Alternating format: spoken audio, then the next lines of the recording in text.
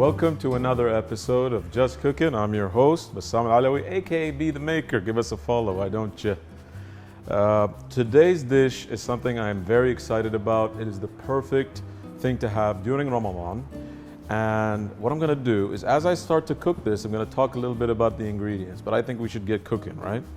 And you can tell all the colors that go into this dish are super fresh, and it tastes really fresh as well, and smells like so. So, what we're gonna do is I have some shallots over here, which are fancy onions because we're fancy today. They are smaller, less intense than the red onion, and I've heated some very neutral oil. I've chosen sunflower here, not the best, but it'll do. I'm gonna drop this in. The oil is really hot, if you can hear that. Lovely. I'm just gonna scrape that up. Perfect. I'm gonna give it a quick saute. Now, a tom yum soup is a classic Thai soup, and it's one of my favorites, usually done with seafood, but I've decided to do it in a vegan format today because I'm fun like that. And what we're gonna do, we won't burn or brown these onions too much. We want those bits to be floating in the soup. They just add another layer of deliciousness, and why not? And the thing that makes a tom yum is red or Thai curry paste, right? And I have that over here, and it's a mix of a bunch of herbs, garlic, salt. The best things you could probably think of is in this paste, all right? When we come back, I'm gonna saute it. And once these onions are nice and brown, I'm gonna start adding stuff to it. It's gonna be great.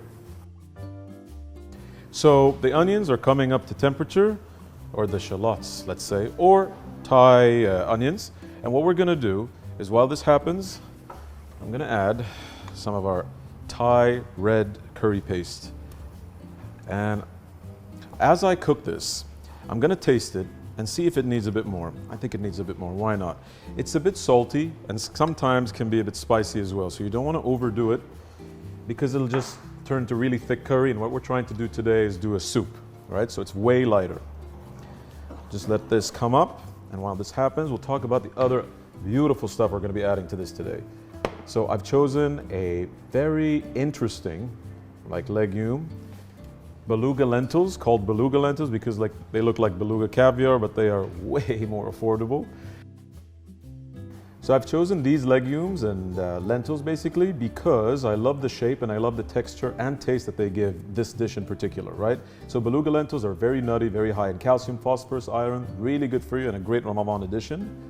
These chickpeas are nuttier as well, nuttier than the normal white chickpeas, usually grown in India, while the Beluga lentils are grown more around North America.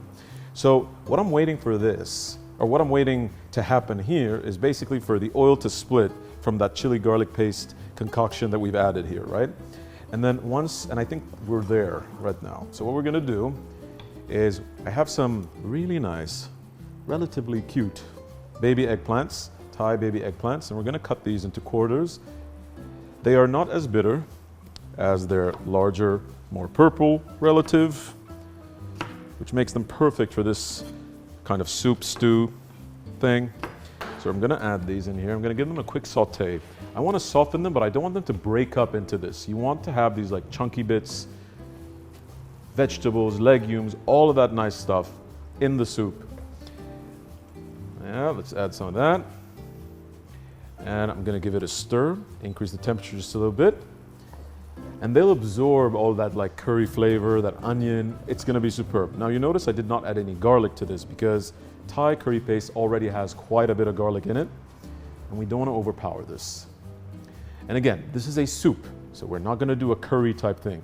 That's why we've chosen a very light coconut milk, just to give it a nice creaminess without it being too heavy. So while this is happening, we're gonna talk about some of the herbs and aromatics that we're gonna be using. And I love these because you can get these at any Asian market. They are very affordable. These are baby leeks, really delicious. They have a very mild onion flavor, and they'll add that to the dish once we add it, and we can garnish with that. Thai basil, super aromatic, so fresh, makes you feel like you're in a spa getting a massage that you didn't pay for because you had a voucher. Those are the best.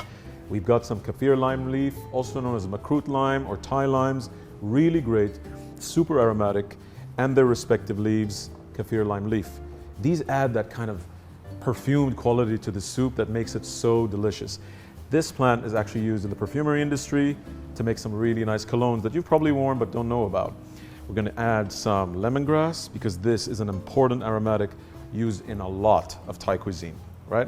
And of course some de-seeded red chilies, and we'll get to that one thing that you definitely need to add to make this authentically Thai. Even though it's not authentically Thai because they don't use Beluga lentils, but we improvise. So this, I think, is perfectly sauteed. I can tell because the skins are slightly translucent now. And I have these like baby corn cob thingies, and you can throw them in whole, or you can just break them in half. I'm gonna break them in half so there's more of it, so people can enjoy it. And I love these. They absorb a lot of the flavors. They're not as, corny, no pun intended. We're gonna mix that. What I'm doing differently, which is not Thai at all, is I'm adding shimiji and enoki mushrooms to this because I want something a little meaty since it's a vegan dish. Well, it is vegan. And these are just, look at that. They're so sweet. They look like something out of a cartoon, right? And we're gonna chop, and what I've done is, I've chopped off the ends because when they come in the packet, they have this like little soily, composty thing. You wanna chop that off, that does not go in the food. I've let this one on so you see, we need to cut that out, right? You don't want that soil in your food. When we come back, I'm gonna start adding the lentils. I'm gonna give this a nice mix, chop up those mushrooms, and we'll see what happens. So this is that indispensable ingredient that you need in this dish. Without it, it would not be authentically Thai. It's called galangal. It's a very smooth, tuberous rhizome, similar to ginger, but completely different in terms of flavor profile, not as hot, not as pungent. Some people usually make a mistake when they pick up, this instead of ginger. The difference is it's slightly pinkish, it has a smooth skin as opposed to ginger's really rough skin. And what I'm gonna do with this is I'm just gonna chop up the ends. And I don't suggest grating this, it's very rough, very tough, very fibrous. You don't wanna bite that, while you're eating the soup. I'm gonna just chop it into very rough, like discs, right? And again, the smell, it's almost like, it has like a pine scent, which is really nice. We don't wanna overdo it. And this stuff is usually like, you eat around this when you're eating the soup. You don't eat this unless you're living dangerously or have really expensive teeth. Whatever the case may be, I don't know, do your thing. And what we're gonna do now is I'm gonna add the kaffir lime, right? And these are important because this is an aromatic, a very important aromatic in this dish. I'm gonna let that cook down. In the meantime, I have those chilies, those really nice red chilies, but what I'm doing is I'm de-seeding them. Again, that Thai red curry paste has a bit of chili in it, so you don't want it to be too spicy, you don't want it to be too overpowering. It's not gonna be cool for your guests or your family members. So what I'm gonna do is just slit it, run my knife through it, and push out the seeds like so, right? Very simple. What we're gonna do is roughly chop these chilies and then very quickly add them to the saute without overcooking them. You want that fruitiness that it gives to this dish, just a little bit. And I'm gonna leave them slightly chunky so you can see it in the final dish. There we go. We give that a mix. You guys should smell this. It smells phenomenal. Really tasty, really delicious. And what I'm gonna do now, I'm gonna take my chickpeas and beluga lentils, I'm gonna add them in here. So the way I did this was, I did not buy these dried. They would take really too long a time to soak, to process. I've just got some really nice organic canned chickpeas and lentils. We gave them a really good wash to get all that like sludge that you usually find in a can. Nobody wants to eat that. It's not pleasant. And what I'm gonna do now is start adding some of these. I'm gonna add these in the beginning and I'm gonna add these in the end. And I'm gonna keep these pieces really large. Because why not? It's really nice to see green things while you're eating. And they float around in the soup, and you can eat them. And they're very mild. They're not like spring onions, which are slightly stronger tasting. Look at that. So meaty, so delicious. I'm not gonna add the mushrooms now. If I add them now, they're just gonna disintegrate. These are very delicate, and we wanna keep them as intact as possible because they just really look nice. But you have to cook enokis and shimijis, otherwise they might hurt your stomach a little bit. Now, I have some vegetable stock that I've been boiling right here, and I'm gonna add a little bit of this to this before I add the coconut milk, just so everything stews up. So, where is my ladle? This is my ladle. So, the stock has been boiling for a while. it already has some residual salt. That's why I'm not adding any in the dish as we're going along. I'm gonna do that in the end, if it needs it. For the time being though, I don't think it does. And when we come back, this would have ended up in here, because if I keep doing this, we're gonna stay here for another hour. I've added those eggplants, those baby corns, those leek tops, a bit of chili, sauteed all of that with some kaffir lime leaf, and now I'm gonna add kaffir lime juice, which is really gonna complement it. But before I do that, a very integral thing, ginger. What I'm gonna do with these, and this is gonna be a loud process, ladies and gentlemen, I'm gonna use the back of my knife just to beat it a little bit. You wanna separate the base of the lemongrass because you want all those aromatics to end up in the food, but you don't wanna break it so fine that it gets, really small and catches in your throat. Lemongrass is not edible, it is very fibrous, all right? Just hit that up. This is fun. Right, it starts to split. I'm gonna add that in there. Let's add another one. So I'm gonna just give this lemongrass, apparently I called it ginger, I apologize, there's no ginger in this dish. We're gonna add this in here, give it a nice mix, and the smells are like, finally I can smell those aromatics, the essential oils in the kaffir lime, in those onions, and it's really great. I'm gonna let this stew for a bit, but while this is happening, let's prepare our mushrooms, right? Just gonna give the counter a bit of a wipe, right there. Awesome, that's done.